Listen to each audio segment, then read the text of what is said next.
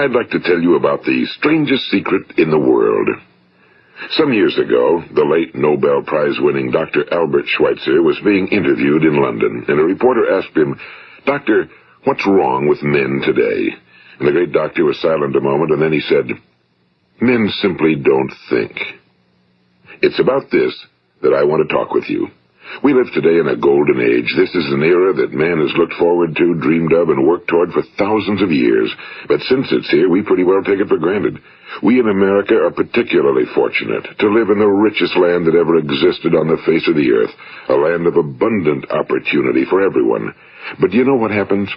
Well, let's take 100 men who start even at the age of 25. Do you have any idea what will happen to those men by the time they're 65?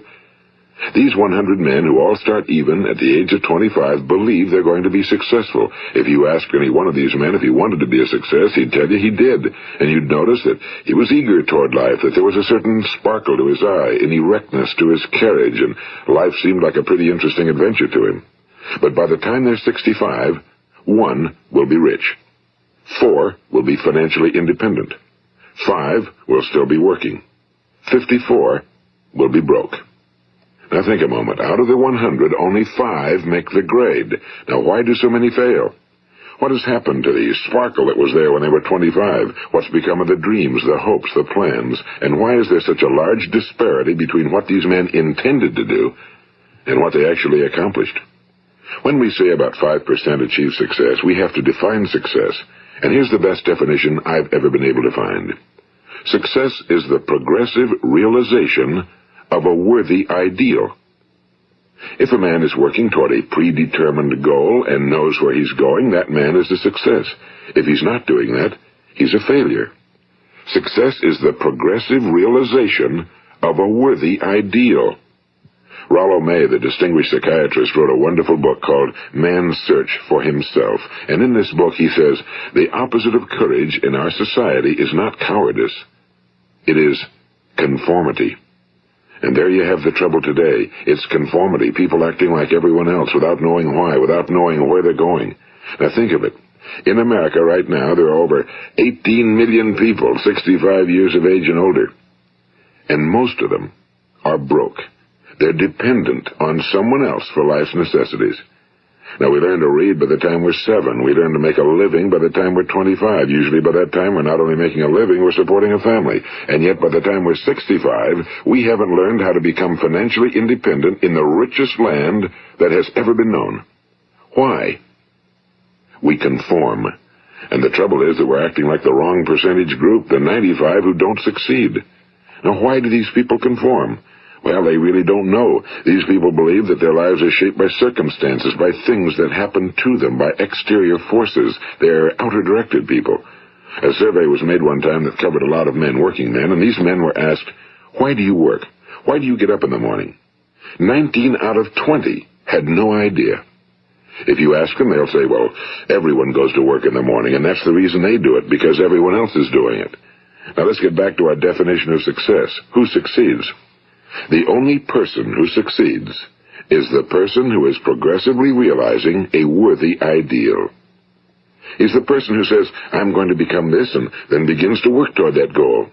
I'll tell you who the successful people are. A success is the school teacher who's teaching school because that's what he or she wants to do. The success is the woman who's a wife and mother because she wanted to become a wife and mother and is doing a good job of it. The success is the man who runs the corner gas station because that was his dream. That's what he wanted to do. The success is the successful salesman who wants to become a top-notch salesman and grow and build with his organization. A success is anyone who is doing deliberately a predetermined job because that's what he decided to do deliberately. But only 1 out of 20 does that. That's why today there isn't really any competition unless we make it for ourselves. Instead of competing, all we have to do is create. You know, for 20 years, I looked for the key which would determine what would happen to a human being. Was there a key I wanted to know which would make the future a promise that we could foretell to a large extent? Was there a key that would guarantee a person's becoming successful if he only knew about it and knew how to use it? Well, there is such a key, and I've found it.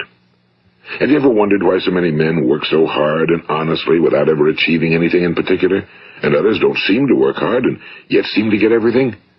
They seem to have the magic touch. You've heard them say that about someone. Everything he touches turns to gold. And have you ever noticed that a man who becomes successful tends to continue to become successful? And on the other hand, have you noticed how a man who's a failure tends to continue to fail? Well, it's because of goals. Some of us have goals, some don't. People with goals succeed because they know where they're going. It's that simple. Think of a ship leaving a harbor, and think of it with the complete voyage mapped out and planned. The captain and crew know exactly where it's going and how long it'll take. It has a definite goal. Now, 9,999 times out of 10,000, it will get to where it started out to get. Now let's take another ship, just like the first, only let's not put a crew on it or a captain at the helm. Let's give it no aiming point, no goal, no destination. We just start the engines and let it go. I think you'll agree with me that if it gets out of the harbor at all, it will either sink or wind up on some deserted beach, a derelict. It can't go anyplace because it has no destination and no guidance, and it's the same with a human being. Take the salesman, for example. There's no other person in the world today with the future of a good salesman. Selling is the world's highest paid profession, if we're good at it and if we know where we're going. Every company needs top-notch salesmen, and they reward those men. The sky's the limit for them. But how many can you find?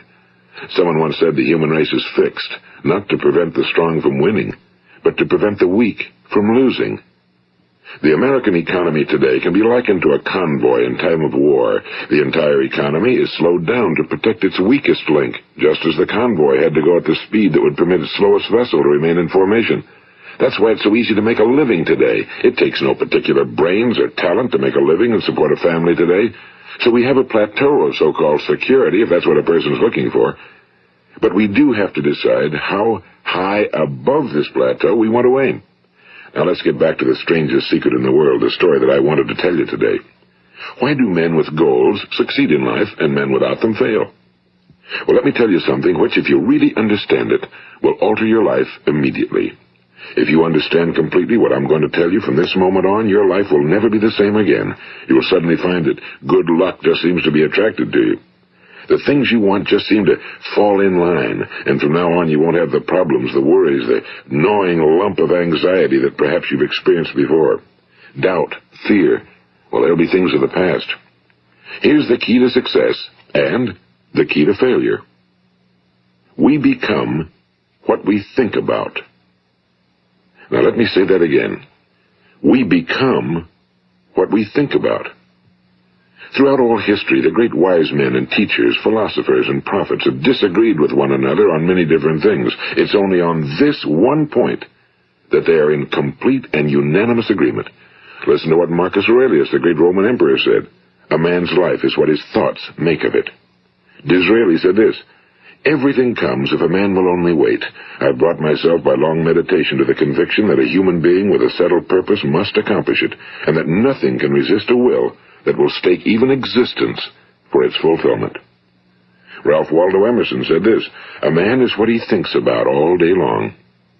William James said, the greatest discovery of my generation is that human beings can alter their lives by altering their attitudes of mind. And he also said, we need only in cold blood act as if the thing in question were real, and it will become infallibly real by growing into such a connection with our life that it will become real. It will become so knit with habit and emotion that our interest in it will be those which characterize belief. And he also said, if you only care enough for a result, you will almost certainly attain it. If you wish to be rich, you will be rich. If you wish to be learned, you will be learned. If you wish to be good, you will be good.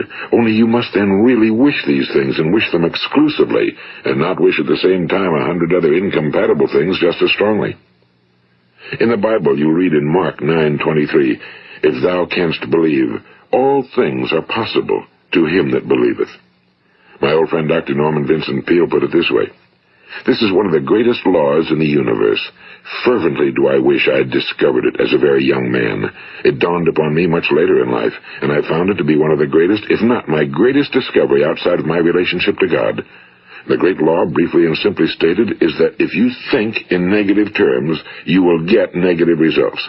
If you think in positive terms, you will achieve positive results. That is the simple fact, he went on to say, which is at the basis of an astonishing law of prosperity and success. In 3 words, believe and succeed. William Shakespeare put it this way: our doubts are traitors and make us lose the good we oft might win by fearing to attempt. George Bernard Shaw said, people are always blaming their circumstances for what they are. I don't believe in circumstances. The people who get on in this world are the people who get up and look for the circumstances they want, and if they can't find them, make them. Well, it's pretty apparent, isn't it? And every person who discovered this for a while believed that he was the first one to work it out. We become what we think about.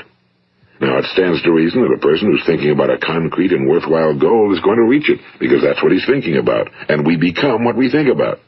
Conversely, the man who has no goal, who doesn't know where he's going, and whose thoughts must therefore be thoughts of confusion and anxiety and fear and worry, becomes what he thinks about. His life becomes one of frustration and fear and anxiety and worry. And if he thinks about nothing, he becomes nothing. Now, how does it work? Why do we become what we think about? Well, I'll tell you how it works as far as we know. Now, to do this, I want to tell you about a situation that parallels the human mind. Suppose a farmer has some land, and it's good fertile land. Now, the land gives the farmer a choice. He may plant in that land whatever he chooses. The land doesn't care. It's up to the farmer to make the decision. Now, remember, we're comparing the human mind with the land because the mind, like the land, doesn't care what you plant in it. It will return what you plant, but it doesn't care what you plant. Now, let's say that the farmer has 2 seeds in his hand. One is a seed of corn. The other is nightshade, a deadly poison. He digs 2 little holes in the earth, and he plants both seeds, one corn, the other nightshade. He covers up the holes, waters, and takes care of the land, and what will happen? Invariably, the land will return what's planted. As it's written in the Bible, as ye sow, so shall ye reap. Now remember, the land doesn't care. It'll return poison in just as wonderful abundance as it will corn. So up come the 2 plants, one corn, one poison. Now, the human mind is far more fertile, far more incredible and mysterious than the land, but it works the same way. It doesn't care what we plant. Success, failure. A concrete, worthwhile goal, or confusion. Misunderstanding, fear, anxiety, and so on. But what we plant, it must return to us. You see, the human mind is the last great unexplored continent on Earth. It contains riches beyond our wildest dreams. It will return anything we want to plant. Now, you might say, well, if that's true, why don't people use their minds more? Well, I think they figured out an answer to that one, too. Our mind comes as standard equipment at birth. It's free, and things that are given to us for nothing we place little value on. Things that we pay money for, we value. The paradox is that exactly the reverse is true. Everything that's really worthwhile in life came to us free. Our minds, our souls, our bodies, our hopes, our dreams, our ambitions, our intelligence, our love of family and children and friends and country, all these priceless possessions are free. But the things that cost us money are actually very cheap and can be replaced at any time. A good man can be completely wiped out and make another fortune. He can do that several times. Even if our home burns down, we can rebuild it. But the things we got for nothing, we can never replace. The human mind isn't used because we take it for granted. Familiarity breeds contempt. It can do any kind of job we assign to it, but generally speaking, we use it for little jobs instead of big, important ones. Universities have proved that most of us are operating on about 10% or less of our abilities. So decide now, what is it you want? Plant your goal in your mind. It's the most important decision you'll ever make in your entire life. What is it you want? Do you want to be an outstanding salesman? A better worker at your particular job? Do you want to go places in your company? In your community? Do you want to get rich? All you've got to do is plant that seed in your mind, care for it, work steadily toward your goal, and it will become a reality. It not only will, there's no way that it cannot. You see, that's a law, like the laws of Sir Isaac Newton, the laws of gravity. If you get on top of a building and jump off, you'll always go down. You'll never go up, and it's the same with all the other laws of nature. They always work. They're inflexible. Think about your goal in a relaxed, positive way. Picture yourself in your mind's eye as having already achieved this goal. See yourself doing the things you will be doing when you've reached your goal. Ours has been called the phenobarbital age, the age of ulcers and nervous breakdowns and tranquilizers. At a time when medical research has raised us to a new plateau of good health and longevity, far too many of us worry ourselves into an early grave trying to cope with things in our own little personal ways without learning a few great laws that will take care of everything for us. These things we bring on ourselves through our habitual way of thinking. Every one of us is the sum total of his own thoughts. He is where he is because that's exactly where he really wants to be, whether he'll admit that or not. Each of us must live off the fruit of his thoughts in the future, because what you think today and tomorrow, next month and next year, will mold your life and determine your future. You're guided by your mind. I remember one time I was driving through eastern Arizona, and I saw one of those giant earth-moving machines roaring along the road at about 35 miles an hour with what looked like 30 tons of dirt in it. A tremendous, incredible machine, and there was a little man perched way up on top with the wheel in his hands guiding it. And as I drove along, I was struck by the similarity of that machine to the human mind. Just suppose you're sitting at the controls of such a vast source of energy. Are you going to sit back and fold your arms and let it run itself into a ditch? Or are you going to keep both hands firmly on the wheel and control and direct this power to a specific, worthwhile purpose? It's up to you. You're in the driver's seat. You see, the very law that gives us success is a two-edged sword. We must control our thinking. The same rule that can lead a man to a life of success, wealth, happiness, and all the things he ever dreamed of for himself and his family. That very same law can lead him into the gutter. It's all in how he uses it, for good or for bad. This is the strangest secret in the world. Now, why do I say it's strange, and why do I call it a secret? Actually, it isn't a secret at all. It was first promulgated by some of the earliest wise men, and it appears again and again throughout the Bible, but very few people have learned it, understand it. That's why it's strange, and why for some equally strange reason it virtually remains a secret. I believe that you could go out and walk down the main street of your town and ask one man after another what the secret of success is, and you probably wouldn't run into one man in a month who could tell you. Now, this information is enormously valuable to us if we really understand it and apply it. It's valuable to us not only for our own lives, but the lives of those around us, our families, employees, associates, and friends. Life should be an exciting adventure. It should never be a bore. A man should live fully, be alive. He should be glad to get out of bed in the morning. He should be doing a job he likes to do because he does it well. One time I heard Grove Patterson, the great late editor-in-chief of the Toledo Daily Blade, make a speech, and as he concluded his speech, he said something I've never forgotten. He said, "My years in the newspaper business have convinced me of several things. Among them, that people are basically good, and that we came from someplace, and we're going someplace. So we should make our time here an exciting adventure. The architect of the universe didn't build a stairway leading nowhere." And the greatest teacher of all, the carpenter from the plains of Galilee, gave us the secret time and time again. As ye believe, so shall it be done unto you.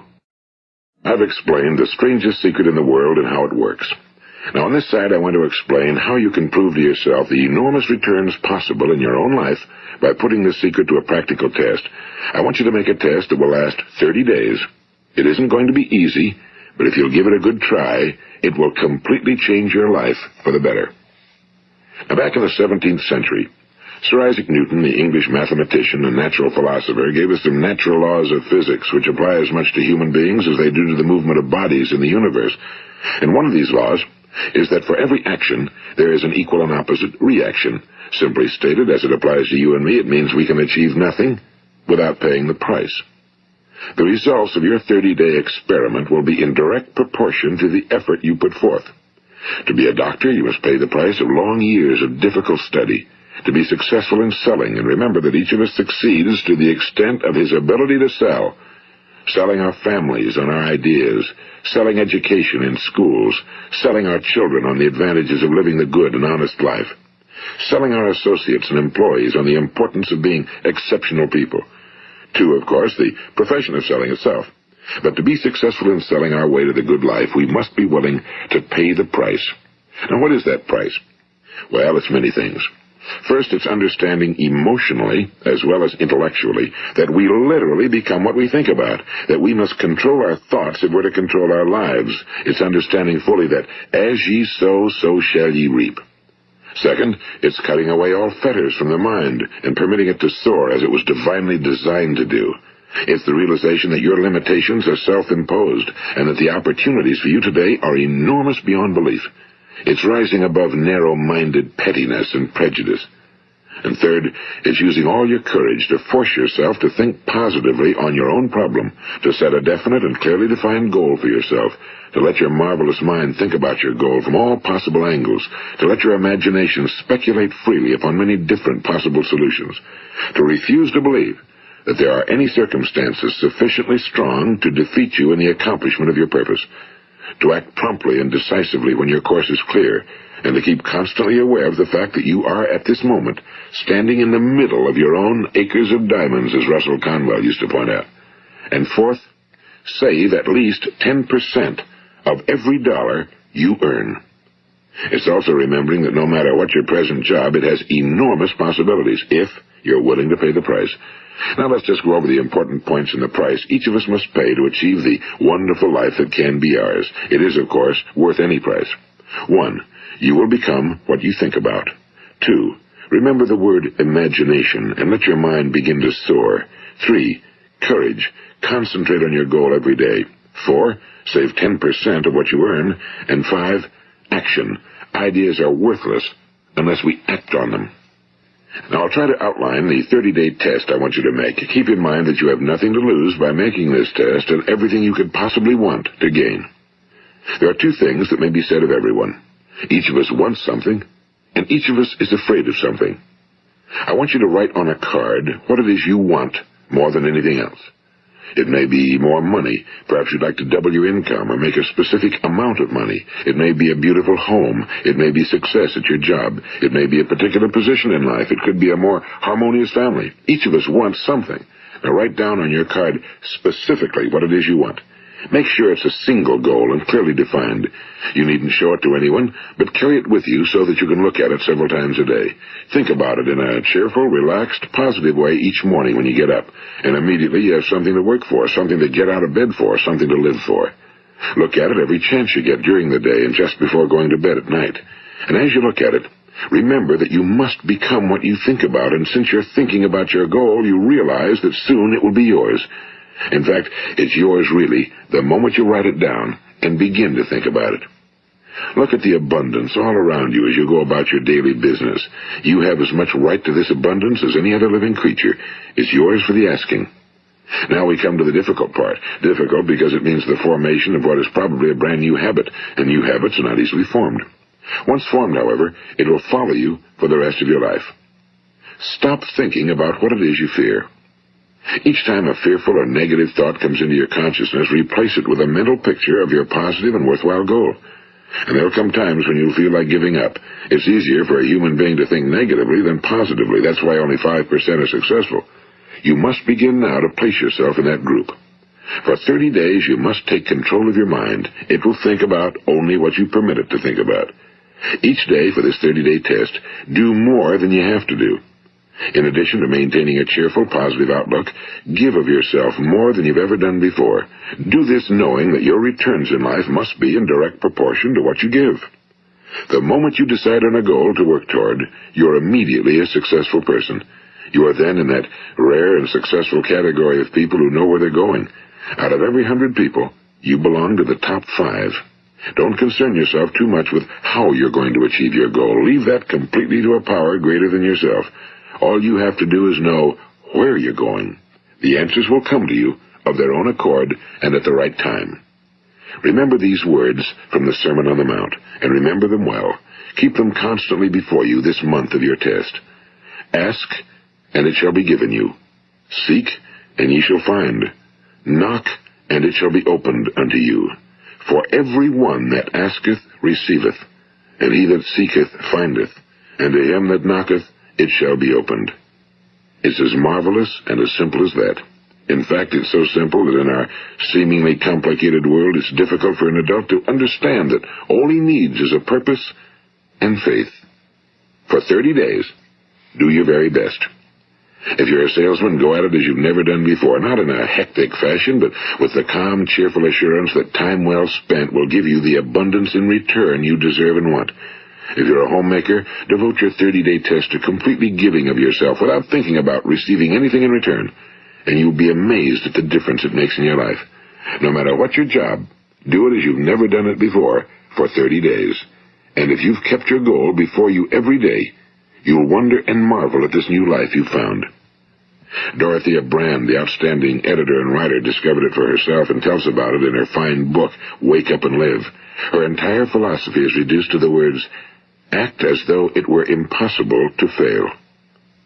She made her own test with sincerity and faith, and her entire life was changed to one of overwhelming success.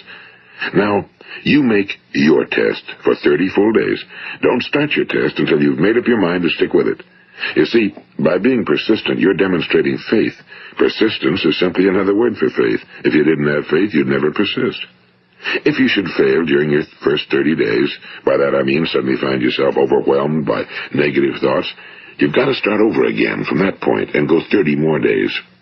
Gradually, your new habit will form until you find yourself one of that wonderful minority to whom virtually nothing is impossible. And don't forget the card. It's vitally important as you begin this new way of living. On one side of the card, write your goal, whatever it may be. On the other side, write the words we've quoted from the Sermon on the Mount. Ask, and it shall be given you. Seek, and ye shall find. Knock, and it shall be opened unto you.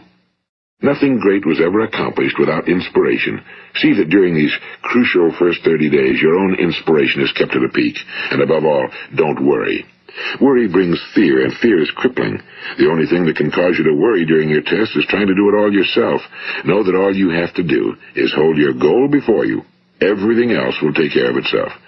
Remember also to keep calm and cheerful. Don't let petty things annoy you and get you off course. Now, since making this test is difficult, some will say, why should I bother? Well, look at the alternative. No one wants to be a failure. No one really wants to be a mediocre individual. No one wants a life constantly filled with worry and fear and frustration. Therefore, remember that you must reap that which you sow. If you sow negative thoughts, your life will be filled with negative things. If you sow positive thoughts, your life will be cheerful, successful, and positive. Now, gradually, you will have a tendency to forget what you've heard on this recording. Play it often. Keep reminding yourself of what you must do to form this new habit. Gather your whole family around at regular intervals and listen to what's been said here. You know, most men will tell you that they want to make money without understanding the law. The only people who make money work in a mint. The rest of us must earn money. This is what causes those who keep looking for something for nothing or a free ride to fail in life. The only way to earn money is by providing people with services or products which are needed and useful. We exchange our time and our product or service for the other man's money. Therefore, the law is that our financial return will be in direct proportion to our service. Now, success is not the result of making money. Making money is the result of success, and success is in direct proportion to our service. Most people have this law backwards. They believe that you're successful if you earn a lot of money. The truth is that you can only earn money after you're successful. It's like the story of the man who sat in front of the stove and said to it, "Give me heat, and then I'll add the wood." How many men and women do you know, or do you suppose there are today, who take the same attitude toward life? There are millions. We've got to put the fuel in before we can expect heat. Likewise, we've got to be of service first before we can expect money. Don't concern yourself with the money. Be of service, build, work, dream, create. Do this, and you'll find there's no limit to the prosperity and abundance that will come to you. Prosperity, is founded upon a law of mutual exchange. Any person who contributes to prosperity must prosper in turn himself. Sometimes the return will not come from those you serve, but it must come to you from someplace, because that's the law. For every action, there is an equal and opposite reaction. As you go daily through your 30-day test period, remember that your success will always be measured by the quality and quantity of service you render, and money is a yardstick for measuring this service. No man can get rich himself unless he enriches others. Now, there are no exceptions to a law. You can drive down any street in America and from your car estimate the service that's being rendered by the people living on that street. Had you ever thought of this yardstick before? It's interesting. Some, like ministers and priests and other devoted people, measure their returns in the realm of the spiritual, but again, their returns are equal to their service. Once this law is fully understood, any thinking person can tell his own fortune. If he wants more, he must be of more service to those from whom he receives his return. If he wants less, he has only to reduce his service. This is the price you must pay for what you want. If you believe you can enrich yourself by deluding others, you can end only by deluding yourself. It may take some time, but just as surely as you breathe, you'll get back what you put out. Don't ever make the mistake of thinking you can avert this. It's impossible. The prisons and the streets where the lonely walk are filled with people who tried to make new laws just for themselves. We may avoid the laws of man for a while, but there are greater laws that cannot be broken. An outstanding medical doctor recently pointed out 6 steps that will help you realize success. 1. Set yourself a definite goal. 2. Quit running yourself down. 3. Stop thinking of all the reasons why you cannot be successful and instead think of all the reasons why you can. 4. Trace your attitudes back through your childhood and try to discover where you first got the idea you couldn't be successful, if that's the way you've been thinking. 5. Change the image you have of yourself by writing out a description of the person you would like to be. And 6. Act the part of the successful person you have decided to become. The doctor who wrote those words is a noted West Coast psychiatrist, Dr. David Harold Fink. Do what the experts since the dawn of recorded history have told you you must do. Pay the price by becoming the person you want to become. It's not nearly as difficult as living unsuccessfully. Make your 30-day test, then repeat it again, and each time it will become more a part of you until you'll wonder how you could ever have lived any other way. Live this new way, and the floodgates of abundance will open and pour over you more riches than you may have dreamed existed. Money? Yes, lots of it. But what's more important, you'll have peace. You'll be in that wonderful minority who lead calm, cheerful, successful lives. Start today.